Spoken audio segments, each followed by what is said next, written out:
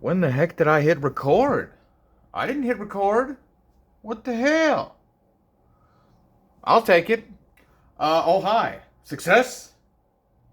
I'm glad you're here. Glad to be with you.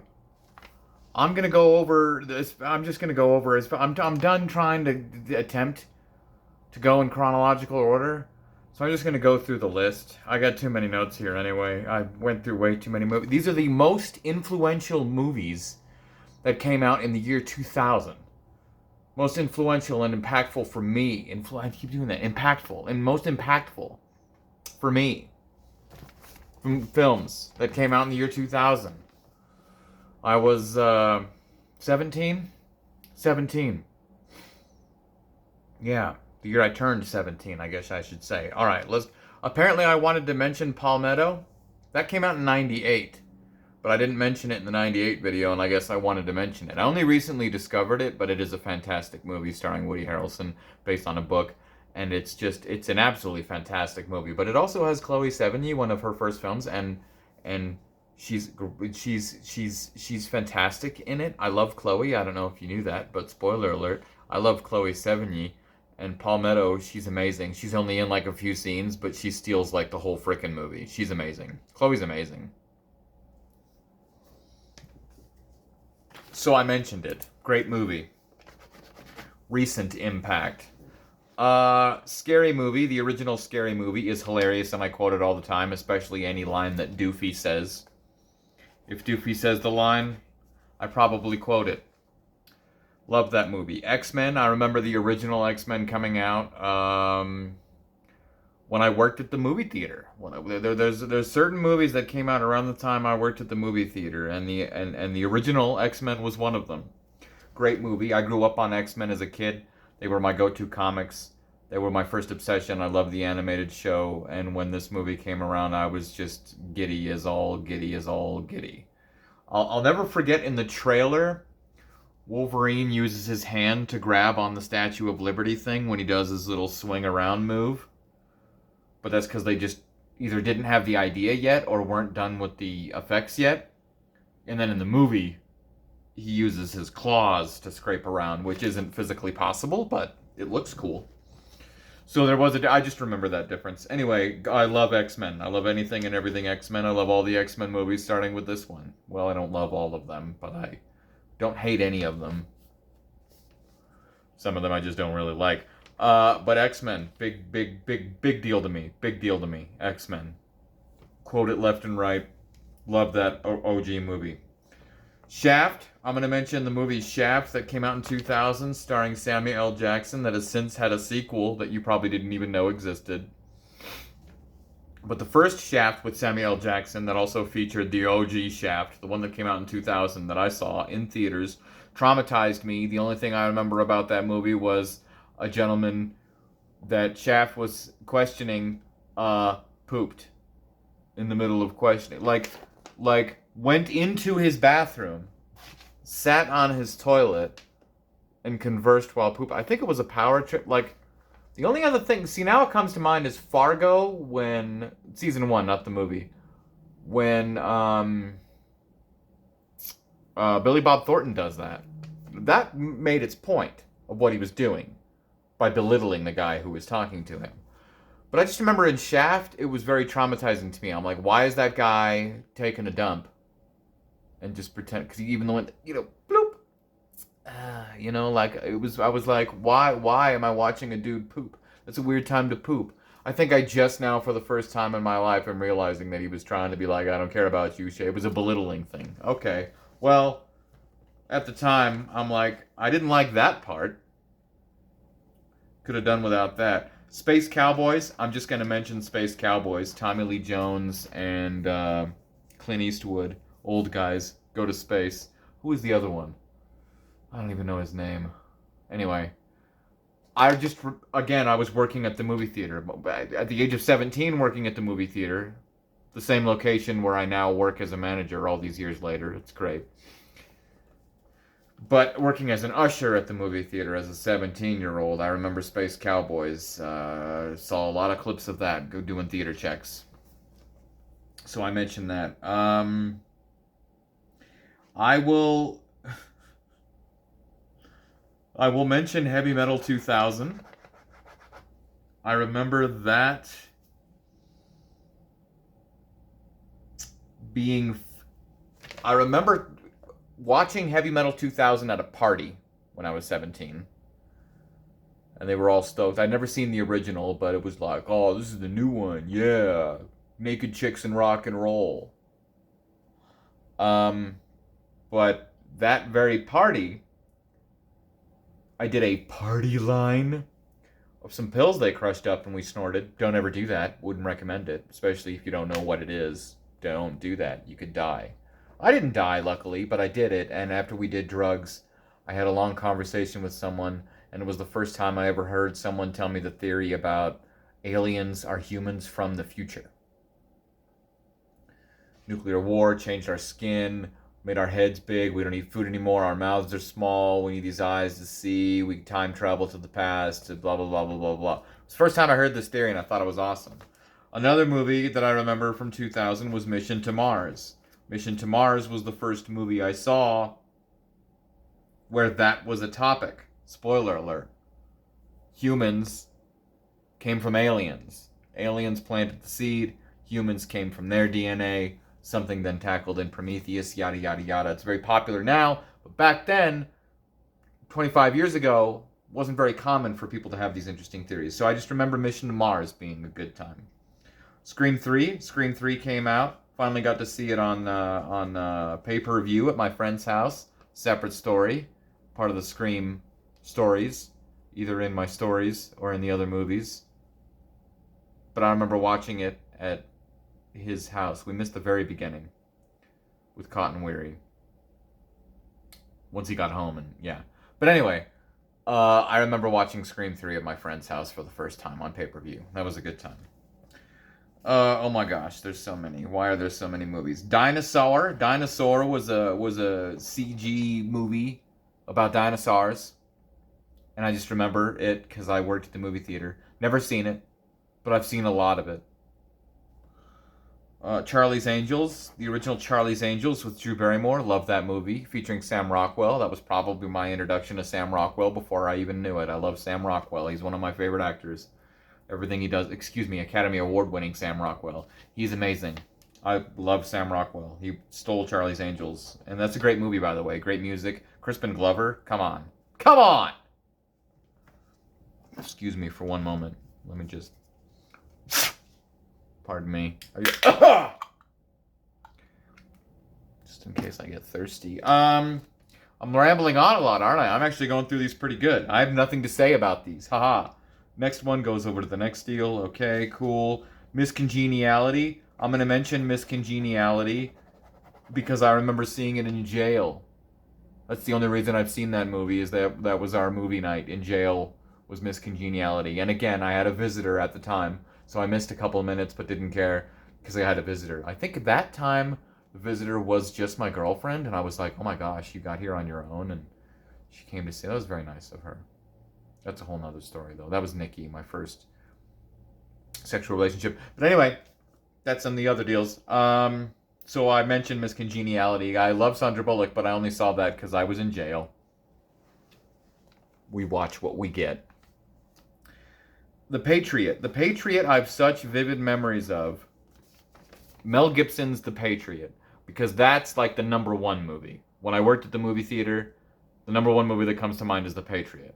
We're doing an early screening. That was the first time I've ever heard of an early screening while working in a movie theater. I'm like, that movie doesn't come out for a couple of days. Yeah, but we're going to screen it early. Because they would already get the film. Back then, we got film delivered. They delivered film. Now it's all bleep, bleep, bleep, emailed to us pretty much. And then they give us keys that aren't active until like the day before the movie comes out now, so that we can't watch the new Avengers movie early and spoil it for everybody. So we barely get a few hours early now, but back then, you know, if you had the film delivered already, you could do it. Anyway, but just Patriot is the number one movie that I remember doing theater checks and whatnot, seeing the most of. Patriot and Chicken Run and Space Cowboys and X-Men. Anyway, Chicken Run's not on this list, so I didn't spoil anything. That's the only reason why I mentioned The Patriot. Castaway. I'll mention Castaway because I quote it all the time. I've only seen it once or twice. Oh, the ice skate knocking out the tooth. Oh my gosh, I can't tell you how many times I've wanted to do that. As you can imagine. I didn't, even though it looks like I did. But that's just, you just take good care of your teeth, kids. But Castaway, the air got to it. The air got to it! That's the one I quote more than anything. It's not Wilson or whatever. It's the air got to it. Snatch. Snatch is a great movie. That's another one that I quote all the time. It's for his ma. His ma. Oh, dog. You like dogs? Oh, dogs. I like caravans more. Snatch was my introduction to Guy Ritchie. And then you had Lock, Stock, and Two Smoking Barrels. But Snatch was like such a big deal back in the day. You take sugar? No, thank you, Turkish. I'm sweet enough. Like, Snatch was my introduction to probably anybody in that movie. Except for Brad Pitt. And Guy Ritchie. Like, Snatch, is like still probably Guy Ritchie's best if you ask me. Great movie. I quote it a lot. Oh my gosh, what else is on here? I don't know. Bedazzled? Bedazzled is one of my favorite comedies of all time that I quote all the time. Brendan Fraser at his best. What's her face? Elizabeth Hurley is pretty and talented. Yeah, I love Bedazzled. Mrs. Staples! Oh, I just saw the sunset and I had to weep. You have some nerve, mister. Anyway, my ex-wife and I loved that movie. We would watch it over and over and over and over, and we still to this day quote it like there's no tomorrow. I just recently watched it with my son. I love Bedazzled. Bedazzled is a fantastic movie directed by Ivan Reitman. Not Ivan Reitman. Egon. What's his name? Sorry, rest in peace. You know who I'm talking about. Anyway, great comedy. Bedazzled. One of my favorite comedies of all time. It's just so much fun.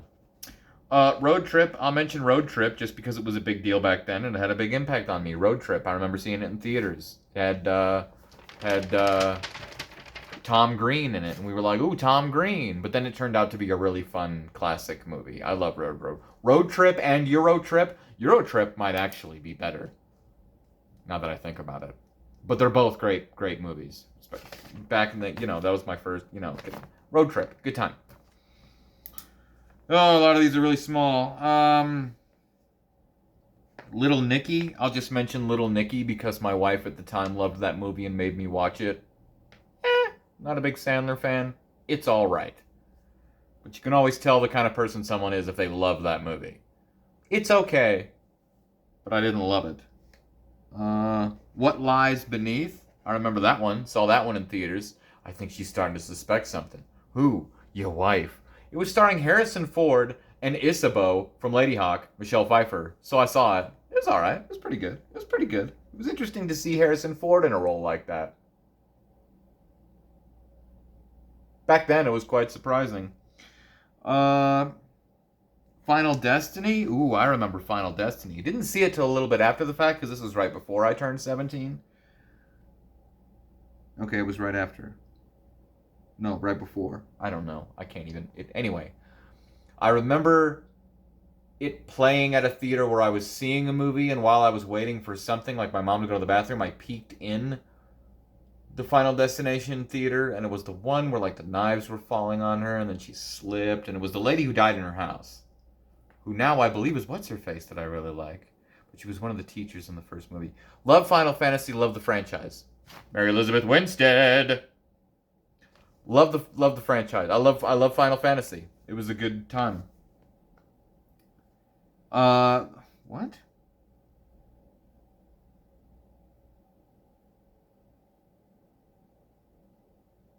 Oh my gosh. I'll just read what I can see. Oh, we talked about Mission to Mars. Hand in Hand with Mission to Mars is a movie called Red Planet. It was alright. It's just one of those scenarios where, didn't they just make a movie like this? Yeah, they were both getting made at the same time, and they probably had screenwriter battles. Oh Brother, Where Art Thou? Classic. Love that movie. I quote it all the time. Wake up, my hair. I don't want fop. I want Dapper Dan. I'm a Dapper Dan man. Well, ain't this place just a geological oddity? 6 weeks from everywhere. Great movie. We thought you was a toad. Great movie. Great movie. Oh, brother, where art thou? Great movie. Great movie.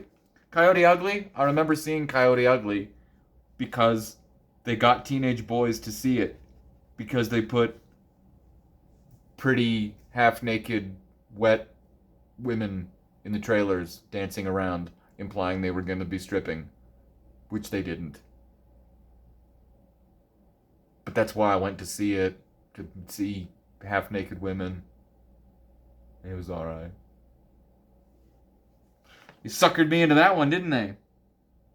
Okay, now I just have to figure out what these last couple said. Well, I'll talk about The Cell.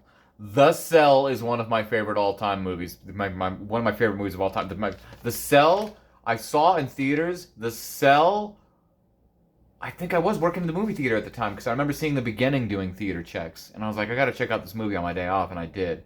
And I freaking loved it. The Cell, I love The Cell. Vince Vaughn is amazing in The Cell. Vince Vaughn is amazing in everything he does. He's not just one of the most hilarious people on the planet. He's also a really good dramatic actor. The Cell, he's great. But Vincent D'Onofrio, oh my gosh. The Cell, oh my gosh. If you haven't seen The Cell about psychologists and police people going inside a serial killer's mind in the race to rescue his latest kidnap victim, like going into the killer's mind, like the production design, the costumes, the settings, the makeup, everything about when you're in his mind is like the most insane, craziest, coolest thing ever. And I haven't seen anything like it before or since. It's been 23 years since that movie came out, and I've never seen anything come even close to as amazing as The Cell is. The Cell. It's the only movie I like that has Jennifer Lopez in it. But it's so good. Like, you think of Vincent D'Onofrio, and he's up there with Buffalo Bill for me. You got The Cell, and you got Silence of the Lambs. I'm telling you, the killer in The Cell is insane. Literally, we get to go into his head, and it's a good time. The Cell. If you've seen it, you know what I'm talking about. If you haven't, you should go see it right now. It's amazing. The Cell. What do these last two say? Oh, one of them says The Watcher. Haha. I remember seeing that because it was Keanu Reeves as like a stalker. And at the time, I may or may not have had issues as a teenager with becoming a little more obsessive than I should be with girls that I have crushes on. And I liked to think of myself as some kind of stalker, even though I wasn't. I was just going for walks. But I remember I was like, oh, that's Keanu Reeves. And he's a stalker. And he's going to kill people. So I watched it. And it was all right. I just remember it very well. I had the poster with because he would use the wire and he would choke them. Keanu Reeves. He was a serial killer. Ooh, and didn't it have like what's his face from The Secretary? It's James Spader. Aha! Spader was the cop, if I'm remembering correctly. Okay, so The Watcher. What does this last one say? Dude. Oh, dude, where's my car? Dude, where's my car? Dude, where's my car?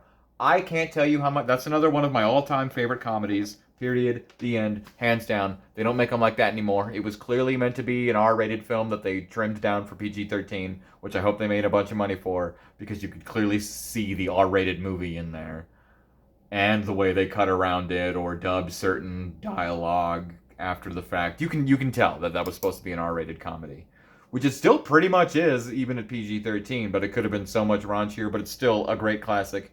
And has so many, so many quotable lines. Zoltan, or, just all kind. What is the Continuum Transfunctioned? It's just, it's, Dude, Where's My Car is a freaking classic, and I love it. I love that movie. Dude, Where's My Car? It's unlikable. So that's all of the movies that I wanted to mention that came out in 2000. That had an impact on me, except for number one. The number one most impactful film that came out in the year 2000 for me and shaped me as a person is a little movie called American Psycho. We discussed Chloe in the first one. We'll discuss Chloe in the last one. She was in Palmetto. She was in American Psycho. Both came out the same year? No. Oh, that's right, because I was bringing up how I didn't talk about Palmetto, which was 2 years prior. Then she did American Psycho, but I would be remiss. So I knew her from Kids, but she didn't register yet. She registered in American Psycho, but I didn't obsess until like recently, like I mean, it was during the pandemic when I finally watched Big Love. But that would be the time period of The Dead Don't Die. That's when I became Chloe obsessed. But theoretically, aside from Kids, American Psycho was my big hardcore introduction into Chloe. But I didn't really know that at the time. She was just Patrick's secretary. But that movie, I went and saw American Psycho in theaters with my best friend at the time. I had just, oh no, wait. I think back then they didn't really ID as much. So this was 2 months before I turned 17. But we saw it. I think because he got the tickets. Anyway, back then they weren't as stickler as we are at my theater these days, where we kick out teenagers left and right every day. But I saw American Psycho in theater with my best friend, and we loved it. It was the first time I'd ever seen anything like that with an ending like that, where it's just like, okay, what's really going on? The first kind of movie that really just messes with your own mind and makes you feel like you're the crazy one. I remember it having a big impact on me. Not quite so much as like Natural Born Killers, but it was on that wavelength of like, this is something special. This is something that I need to dissect and critique and figure out more about. Upon rewatch, and I've seen it many, many times, especially now that I'm madly in love with Chloe Sevigny, because I am. It's okay. But American Psycho had a huge impact. Like, I quote it all the time. I watch it all the time. It's one of my favorite all-time films. It's got Chloe. Christian Bale is phenomenal in this movie. So is Willem Dafoe. I mean, it's just a great movie. It's got the other guy who plays the gay guy, who has been in a couple of other projects with Chloe. Very interesting, because he was also in Big Love and Last Days of Disco. And it's also got Josh Lucas, and it's also got the other guy, and Paul, Leto, Jared Leto. So, you tell me what the ending means. I don't know, but it's a great movie. It's a great movie. And it impacted me so much so that it's number one for the year 2000. And that's the year 2000. If you understood that reference, then you're as old as me. Anywho,